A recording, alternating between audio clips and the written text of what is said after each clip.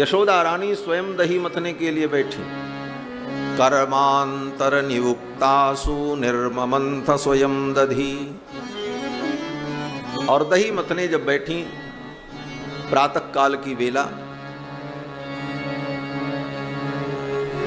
सामने दही की बड़ी मटकी और सुंदर छोटी सी चौकी पर यशोदा रानी बैठी हैं। रेशम की डोर मथानी में लगी है और यशोदा रानी ने सुंदर दिव्य श्रृंगार धारण कर रखा है। क्षौमंबास पृथुकटि तटी बिभ्रति सूत्रनद्धम। सुंदर रेशम के वस्त्र धारण कर रखे हैं और कमर में करधनी, गले में हार, वेणी में मल्लिका के पुष्प गुथे हुए हैं। और यशोदा रानी जब दही मंथन करती हैं तो उस दही की जो ध्वनि निकल रही है, घर्र घर्र, और दधि मंथन के समय यशोदा रानी के हाथों के कंकण जो झंकृत हो रहे हैं, उन दोनों की स्वर लहरी में यशोदा रानी भगवान श्याम सुंदर की लीलाओं का गान करती। यानी यानी ही गीतानि तद्बाल चरितानि च। भगवान के बाल चरित्र का गान करती हुई दधि निर्मंथने काले स्मरंती तान्यगायत। दधि मंथन के काल में गोविंद कृष्ण का स्मरण करती हुई यशोदा भगवान की लीलाओं का गान कर रही हैं, गुनगुना रही हैं, मगन हो रही हैं और दही मथ रही हैं, कृष्ण का स्मरण कर रही हैं। यही भक्ति है। भगवान का स्वयं कैंकर्य करते हुए, भगवत सेवा करते हुए, भगवान की लीलाओं का चिंतन करते हुए, भगवान का गुणगान करते हुए समय व्यतीत करना, यही भक्ति है। यशोदा रानी दधि मंथन कर रही हैं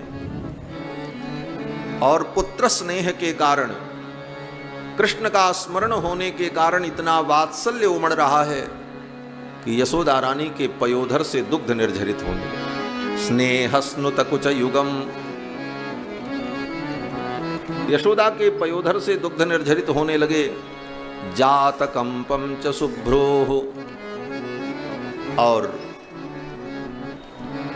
चोटी में जो मल्लिका के पुष्प लगा रखे हैं, वे मल्लिका के पुष्प टूट टूट करके गिर रहे हैं। और ऐसे सुंदर सुरम्य भाव में यशोदा रानी भगवान का चिंतन कर रही थी। तब तक कन्हैया कृष्ण की नींद खुल गई। भगवान श्री कृष्ण दौड़े दौड़े आए और मैया को पीछे से पकड़ लिया और कहा, मैया मुझे दूध पिलाओ, मुझे भूख लगी। मैया ने कहा, कन्हैया रुक जाओ, बस माखन निकल जाए तो मैं तुम्हें दूध पिलाती हूँ। भगवान ने कहा, नहीं, मुझे अभी दूध पिलाओ, दही बाद में मत। मैया ने कहा, बस दही माखन निकलने ही वाला है। भगवान श्याम सुंदर ने सामने आकर के मथानी को पकड़ लिया। गृहीत्वा दधिमंथानम न्यषेधत प्रीतिमावहन। मथानी को पकड़कर श्याम सुंदर कृष्णचंद्र ने कहा, मैया पहले मुझे दूध पिलाओ, तब मैं दही मथने दूंगा।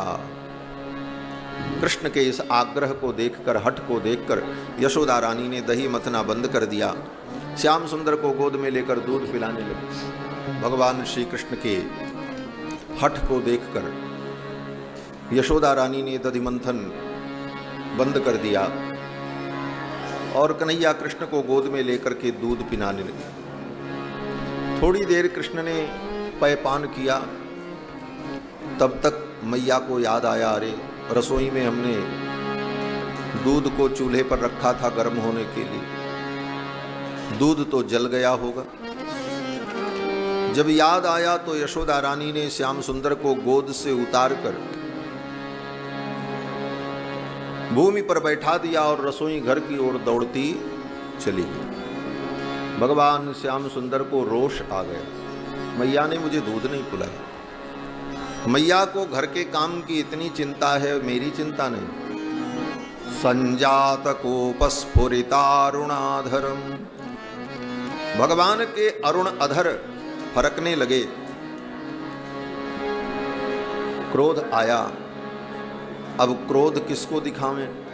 मैया तो उधर चली गई। सामने दही की मटकी रखी थी, बगल में एक पत्थर दिखा, पत्थर उठा करके उस मटकी पर मारा, मटकी फूट गई, सारा दही बिखर गया। धड़ाम की आवाज हुई, मैया यशोदा दौड़ती हुई आई, तब तक भगवान श्याम सुंदर वहां से भागे। उसी दही में छपाक छपाक अपने चरण चिन्ह अंकित करते हुए भगवान श्याम सुंदर भाग गए। भयभीत हुए कि मैया तो अब मुझे दंड देगी, मैंने मटकी फोड़ दी। और भगवान जब भागे, यशोदा रानी आई, देखा सब कुछ समझ गई। ये मेरे कृष्ण का कौतुक है, ये मेरे कृष्ण की करामात है। आज मैं कृष्ण को शिक्षा दूंगी।